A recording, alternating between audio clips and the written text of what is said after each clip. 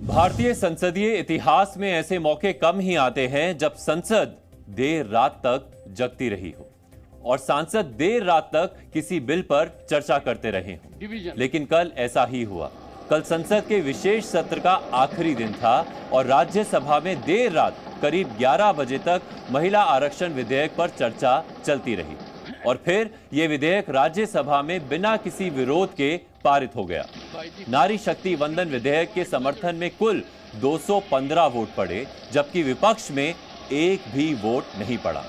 संसद के मॉनसून सत्र में जिस तरह का सियासी गतिरोध और हंगामा देखने को मिला था, उसे देखते हुए किसी बिल का बिना किसी विरोध के पास हो जाना अपने आप में नया रिकॉर्ड है। अब सत्ता पक्ष इस बिल के दोनों सदनों से पास होने का सहरा पीएम मोदी के सिर बांध रहा है, तो वहीं संसद में इस बिल को पूर्ण समर्थन देने वाला विपक्ष अब इस अधिनियम में कमियां ढूंढ रहा है और कमियां गिनाने के मामले में कांग्रेस सबसे आगे है। बीजेपी इस कानून का श्रेय ना लूट ले, इसलिए अब कांग्रेस ने ओबीसी आरक्षण का नया दांव चल दिया है। इसीलिए आज हम ओबीसी आरक्षण के मुद्दे का डीएनए टेस्ट करेंगे और आपको बताएंगे कि ओबीसी आरक्षण का पूरा मामला क्या है, ये कहां से शुरू हुआ और कांग्रेस को इससे क्या फायदा होने वाला है। हम ओबीसी आरक्षण से जुड़े सवालों का जवाब देंगे, लेकिन इससे पहले आपको कांग्रेस नेता राहुल गांधी का यह बयान ध्यान से सुनना चाहिए। 90 लोगों में से सिर्फ 3 लोग ओबीसी कम्युनिटी से क्यों हैं? पहला सवाल। दूसरा सवाल, मैंने यही एनालिसिस बजट को देख के की कि भैया पूरा हिंदुस्तान का बजट क्या है और ये जो ओबीसी ऑफिसर्स हैं ये इस बजट में से कितना कंट्रोल कर रहे हैं और क्या कंट्रोल कर रहे हैं। और मैंने सिर्फ यह सवाल पूछा, क्या हिंदुस्तान में ओबीसी की आबादी 5% है? यह मैं जानना चाहता हूं। अगर 5% है तो फिर वो ठीक है, उसको मैं एक्सेप्ट करने के लिए तैयार हूं। मगर अगर वो 5% से ज्यादा है तो मुझे यह पता लगाना है, और एक बार मैं मन बना लेता हूं, मैं छोड़ता नहीं हूं, मुझे यह पता लगाना है ये ओबीसी हिंदुस्तान में कितने हैं और जितने हैं उतनी भागीदारी इनको मिलनी चाहिए। बीजेपी को ये जो 2 पॉइंट्स हैं, महिला आरक्षण वाले, डिलिमिटेशन और सेंसस, इनको हटा देना चाहिए और एकदम महिलाओं को जो इज्जत मिलनी चाहिए, जो रिस्पेक्ट मिलनी चाहिए, जो भागीदारी होनी चाहिए, उनको एकदम वो कर दें। और कास्ट सेंसस का जो हमने डेटा निकाला था उसको पब्लिक कर दें, तो सारे हिंदुस्तान के ओबीसी युवाओं को पता लग जाए वो हैं कितने, और नया सेंसस कास्ट बेसिस पे करें। राहुल गांधी के इस बयान में 2 बातें गौर करने लायक थीं। पहली तो ये कि उन्होंने सरकार से वर्ष 2011 में हुई जनगणना के जातियों से जुड़े आंकड़े जारी करने की मांग की। दूसरी बात जो उन्होंने कही वो ये कि देश में ओबीसी की जितनी आबादी है, सत्ता और सरकार में उनकी उतनी ही भागीदारी भी होनी चाहिए। कभी बहुजन समाज पार्टी के संस्थापक काशीराम ने नारा दिया था। उनका कहना था, जिसकी जितनी संख्या भारी उसकी उतनी हिस्सेदारी। और आज राहुल गांधी भी लगभग वही लाइन दोहरा रहे हैं। हालांकि ओबीसी वर्ग को लेकर राहुल गांधी और कांग्रेस का यह प्रेम नया है, क्योंकि हमेशा से ऐसा नहीं था। और आज से करीब 10 वर्ष पहले जब केंद्र में कांग्रेस की सरकार थी तो वो भी ओबीसी आरक्षण के विरोध में थी। आज बीजेपी प्रवक्ता शहजाद पूनावाला ने सोनिया गांधी के एक पुराने इंटरव्यू की क्लिप शेयर की है।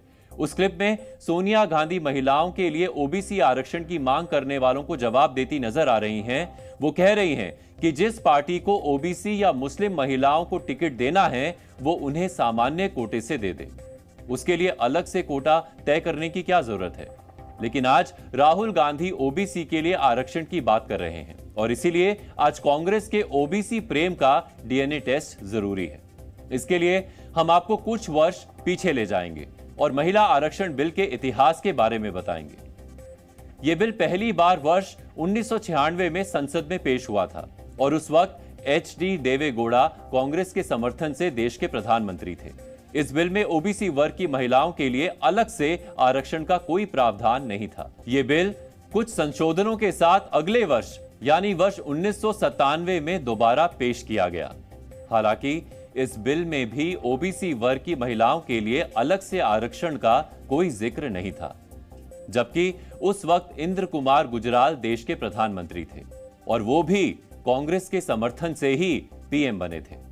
इसके बाद वर्ष 2010 में यूपीए 2 के कार्यकाल के दौरान एक बार फिर महिला आरक्षण बिल को संसद में पेश किया गया और यह बिल राज्यसभा से पास भी हो गया।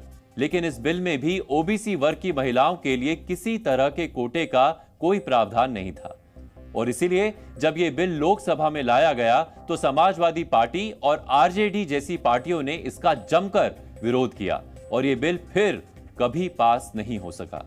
यानी ये स्पष्ट है कि कांग्रेस जब खुद सत्ता में थी तो उसकी ओबीसी के लिए अलग से आरक्षण देने की कोई मंशा नहीं थी और मंडल आयोग इसका दूसरा उदाहरण है। मंडल कमीशन का गठन पिछड़े वर्ग के लोगों को नौकरियों में आरक्षण देने के लिए हुआ था।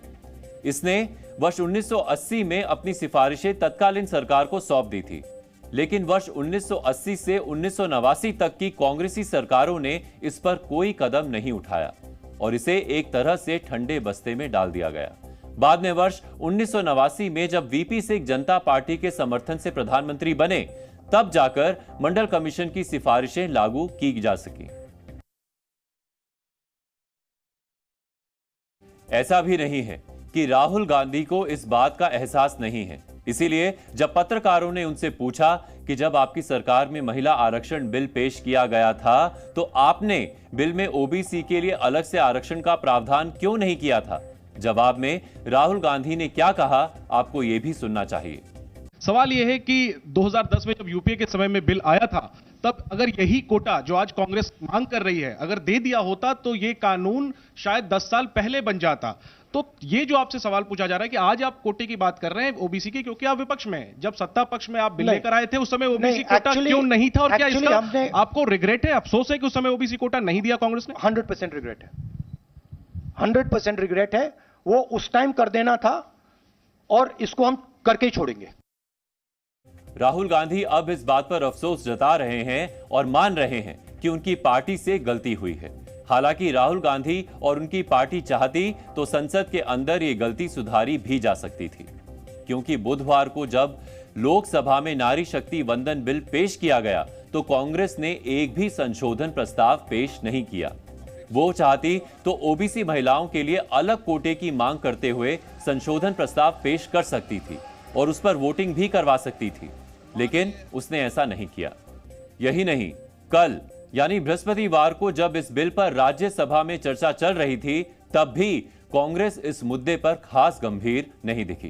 कांग्रेस ने बिल पर 2 संशोधन प्रस्ताव तो पेश किए, लेकिन उन पर डिवीजन यानी मतदान नहीं करवाया। यानी सदन में कांग्रेस की तरफ से ओबीसी के मुद्दे पर सिर्फ औपचारिक विरोध किया गया। इसीलिए जब कांग्रेस की तरफ से ओबीसी का मुद्दा सदन में उठाया गया तो बीजेपी की तरफ से भी जोरदार जवाब दिया गया।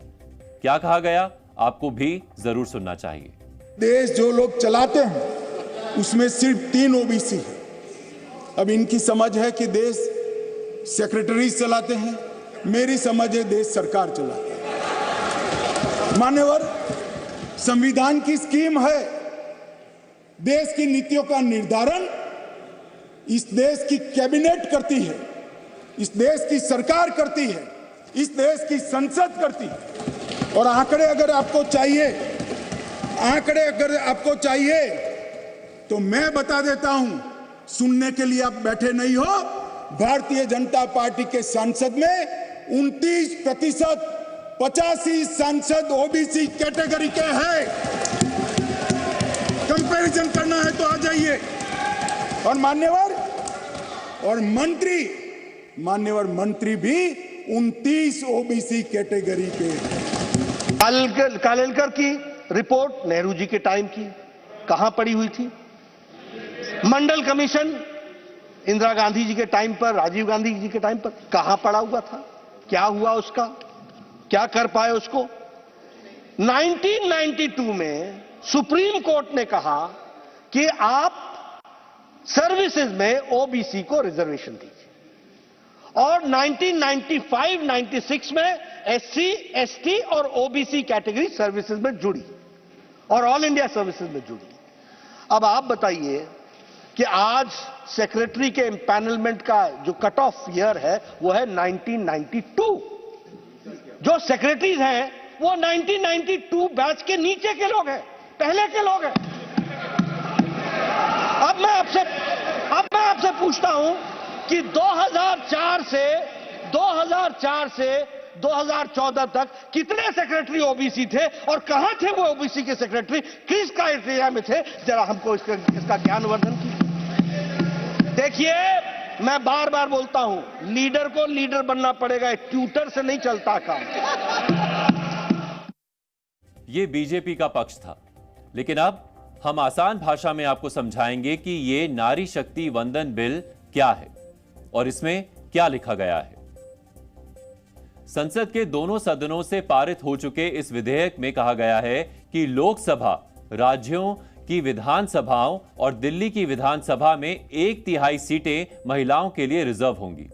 इस लिहाज से देखें तो लोकसभा की कुल 543 सीटों में 181 सीटें महिलाओं के लिए रिजर्व होंगी, यानी इन सीटों पर सिर्फ महिला उम्मीदवार ही उतारी जा सकेंगी। अब आपको इस बिल में अलग अलग जातियों के लिए रिजर्वेशन का गणित भी समझ लेना चाहिए।